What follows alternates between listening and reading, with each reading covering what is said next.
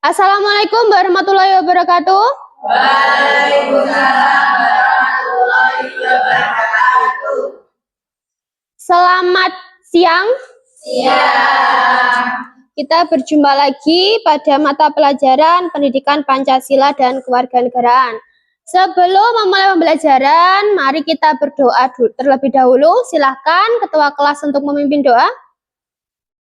Sebelum mengawali pembelajaran pada hari ini, marilah kita berdoa.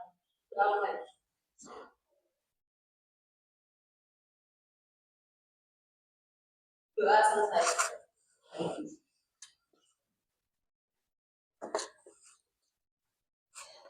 Bu Maya absen dulu ya.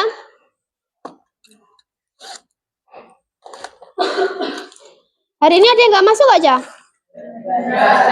Boleh semua ya hari ini?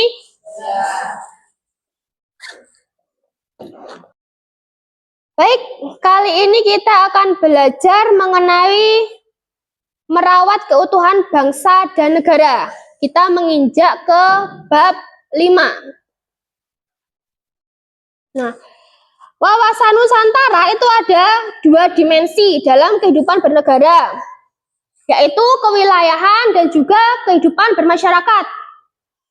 Kalau kewilayahan atau geografis maknanya adalah bahwa Indonesia itu terdiri dari daratan dan lautan yang merupakan satu kesatuan atau identitas ideologi, politik, ekonomi, dan budaya. Artinya adalah Indonesia yang terdiri dari daratan maupun lautan itu memiliki satu kesatuan ideologi, yaitu ideologi ideologi yaitu ideologi Pancasila. Yang kedua ada dimensi kehidupan bermasyarakat, bernegara, dan berbangsa. Artinya bangsa Indonesia merupakan satu kesatuan atau entitas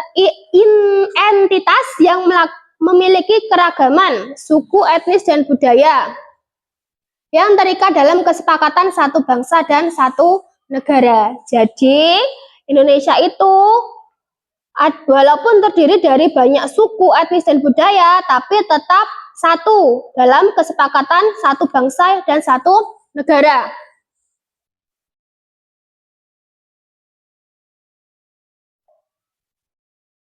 Selanjutnya ada fungsi wawasan Nusantara. Wawasan Nusantara itu berfungsi sebagai pedoman, aturan, motivasi, atau rambu-rambu dalam menentukan kebijakan yang akan diambil, baik itu di tingkat pusat maupun di tingkat daerah. Nah, secara rinci di situ ada 3 fungsi wawasan Nusantara. Yang pertama adalah menumbuh kembangkan kesadaran, pemahaman, dan semangat kebangsaan Indonesia, menanamkan kesadaran akan kerelaan untuk berkorban. Yang kedua, menumbuhkan kesadaran akan hak dan kewajiban dan tanggung jawab sebagai warga negara. Hak dan kewajiban. Hak itu apa? Ada yang tahu hak? Ya? Sesuatu yang harus kita miliki. Kurang tepat, ada lagi? Hak itu adalah sesuatu yang kita dapatkan atau kita peroleh setelah kita melakukan kewajiban. Kewajiban adalah sesuatu yang harus kita lakukan. Contohnya misalkan, sebagai seorang siswa, Saman berhak mendapat nilai. Saman berhak mendapat nilai, tapi Saman juga memiliki kewajiban. Kewajibannya apa? Belajar, mengerjakan tugas. Itu adalah contoh hak dan kewajiban. Yang ketiga, semangat mengembangkan kehidupan masyarakat yang sejahtera. Artinya, wawasan Nusantara itu sebagai wujud semangat kita untuk mengembangkan kehidupan yang sejahtera. Nah, sebelum kita menginjak arti penting wawasan Nusantara, kita belajar dulu tentang keunikan atau sesuatu yang hanya dimiliki oleh bangsa Indonesia dan tidak dimiliki oleh bangsa lain. Yang pertama, dari segi geografis dulu, bahwa negara kepulauan dengan jumlah 16.772 pulau yang merupakan salah satu wilayah dengan kepulauan yang terbanyak. Lalu memiliki luas wilayah 1.916.906,77 km kuadrat. Indonesia merupakan negara terbesar yang keberapa? Keberapa?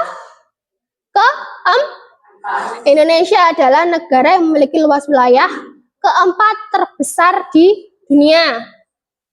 Kemudian Indonesia memiliki 38 provinsi yang terletak di 5 pulau besar. Lalu ada batas-batas wilayahnya, ada yang astronomis dan juga geografis. Nah, ini adalah keunikan Indonesia sebagai persatuan bangsa. Indonesia memiliki banyak suku bangsa, yakni ada 1.340 suku. Kemudian memiliki 270,2 juta jiwa. Selain itu juga memiliki banyak sekali adat istiadat, budaya, ras.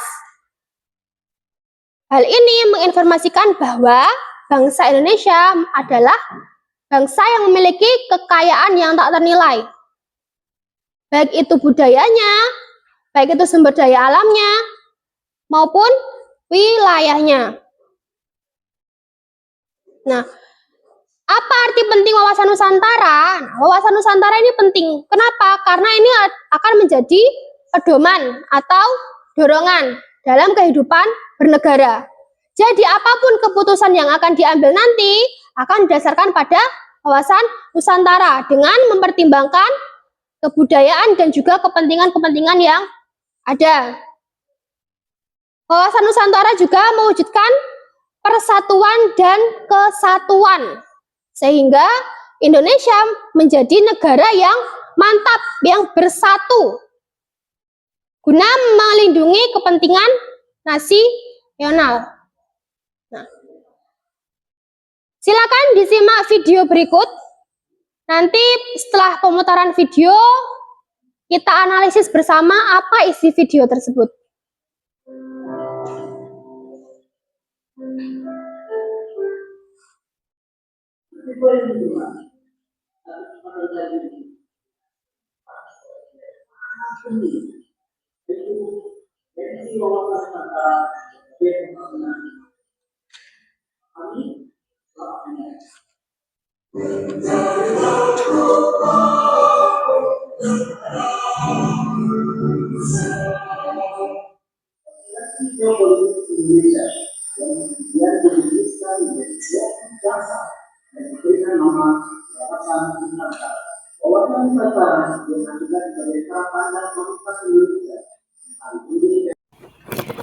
Pada bagian ini kami menganalisis bersama apa arti penting dari adanya wawasan Nusantara yang sudah tertera pada video. Pada video tersebut, Profesor menjelaskan bahwa wawasan Nusantara itu menjadi dorongan, pedoman, motivasi, dan juga rambu-rambu dalam mengambil keputusan. Wawasan Nusantara juga berperan dalam mewujudkan pemeliharaan persatuan dan kesatuan bangsa. Hal ini didorong dengan adanya sikap toleransi yang ditanamkan pada setiap diri individu. Kemudian, setelah merumuskan analisis bersama, saya memberikan tugas kepada siswa untuk mengerjakan latihan soal, yakni uji kompetensi bab 5 yang ada pada buku paket PKN mereka. Mereka menuliskan hasil pembelajarannya di buku tulis masing-masing.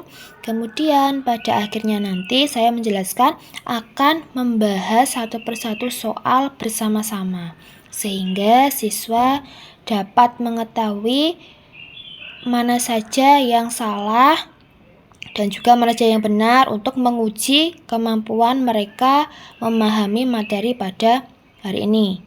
Di sini siswa mengerjakan soal Lalu kami membahas bersama.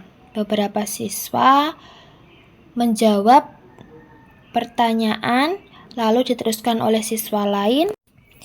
Lalu setelah membahas soal, kami merumuskan bersama kesimpulan pada pembelajaran kali ini. Yang pertama tentang kedudukan wawasan Nusantara. Bahwa kedudukan wawasan Nusantara itu ada 2 dimensi, yaitu kewilayahan dan juga kehidupan masyarakat. Dalam hal dimensi kewilayahan, artinya adalah wilayah Indonesia yang terdiri dari wilayah darat, lautan, maupun udara merupakan satu kesatuan identitas, baik secara ideologi, politik, ekonomi, sosial, budaya.